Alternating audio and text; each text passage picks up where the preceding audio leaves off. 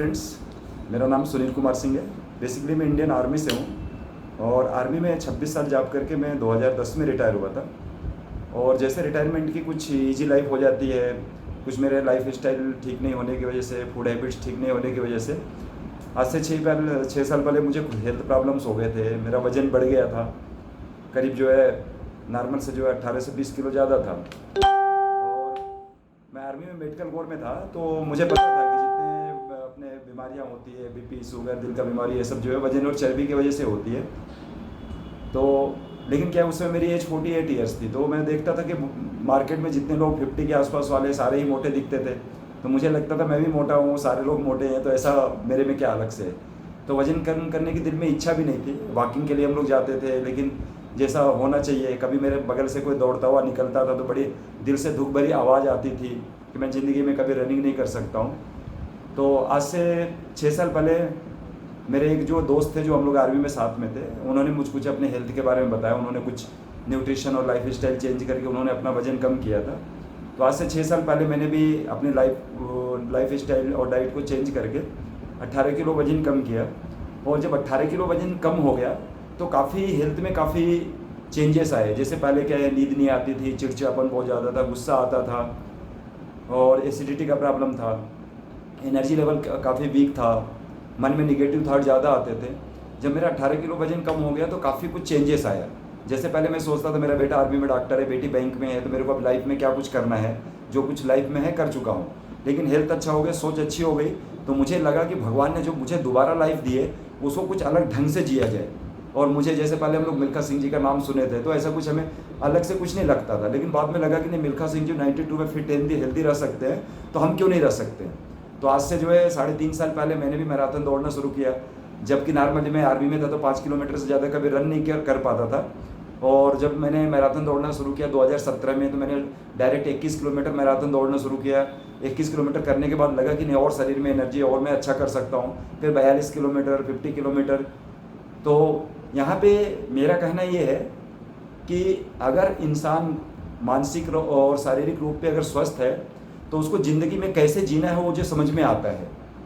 कहाँ पे वेस्ट नहीं करना है, कहाँ पे हमें इन्वेस्ट करना है।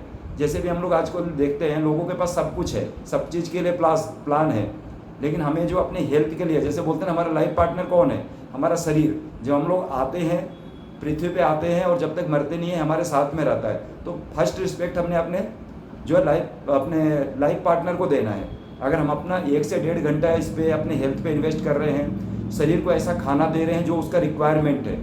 नहीं तो आज के डेट में क्या है कि अब जैसे हम लोग क्या है कि जो जीभ को अच्छा लगता है वही खाना हम लोग खाते हैं, अपने हेल्थ के बारे में हम लोग जो है फोकस भी नहीं रहता है, जिसकी वजह से हमारा तो हेल्थ ख़राब होता है, साथ में हमारे पूरे फैमिली मेम्बर्स के हेल्थ भी ख़राब होते हैं। सोच हमारी जो है ज़िंदगी को बोलते हैं ना, आप कितने दिन जिए वो मेन नहीं है, कितने दिन आपने ज़िंदगी को हंस के जिया वो मेन है। तो ये सब चीज़ें होने के बाद मुझे लगा कि जो मुझे मेरी लाइफ में जो चेंजेस आए हुए हैं, सारे जो मेरे फ्रेंड्स हैं, फैमिली सर्कल है, या जो मेरे सराउंडिंग में जो रहते हैं, वो सारे लोगों को मैं शेयर करूं कि अपने हेल्थ को फर्स्ट प्रायोरिटी दीजिए। जो मेरी लाइफ में चेंजेस आया, जो हेल्थ रिजल्ट मेरे को आने के बाद जो मेरे लाइफ में जो है, मुझे जैसे बोला कि यहाँ पे क्या है, खुद को मैंने रिस्पेक्ट देना शुरू किया तो लोग भी मुझे रिस्पेक्ट देने लगे।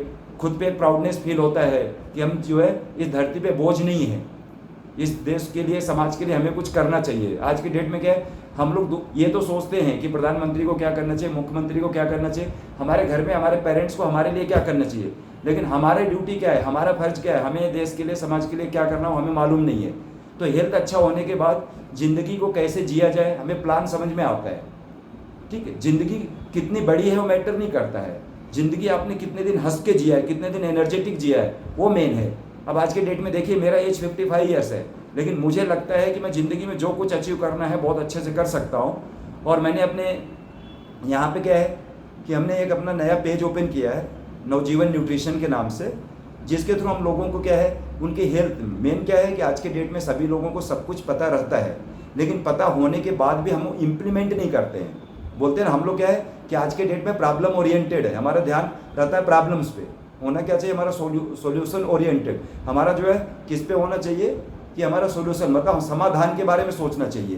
ठीक है, तो ये तभी संभव है जब हम लोग मानसिक और शारीरिक तौर पर स्वस्थ रहेंगे, और अगर हम लोग मानसिक शरीर से उसको स्वस्थ रहेंगे तो हम लोग अपने फैमिली मेम्बर्स को, अपने बच्चों को क्या खिलाना है और अपने माँ पेरेंट्स को क्या देना है, ये सब चीज़ें बहुत ज़्यादा मैटर करती है, जो बॉडी का रिक्वायरमेंट नहीं है। जैसे आज के डेट में carbohydrate, fat, junk food, fast food हर घरों में भरा हुआ है। जो चीज़ बॉडी का रिक्वायरमेंट नहीं है वो सब ज़्यादा है।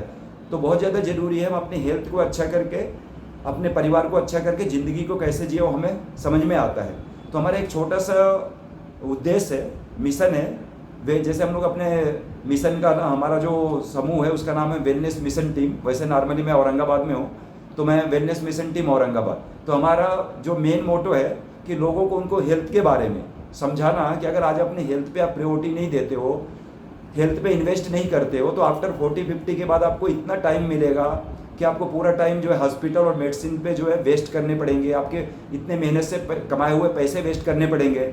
खास करके मैं अपने फौजी भाइयों को समझाना चाहता हूँ कि आज के डेट में जो है, जो फौज से रिटायर होके आए हैं, वहाँ पे तो हम लोग मजबूरी में जो भी है फिजिकल एक्सरसाइज कर लेते हैं, लेकिन आफ्टर रिटायरमेंट के बाद हम लोग अपने हेल्थ पे ध्यान नहीं देते हैं।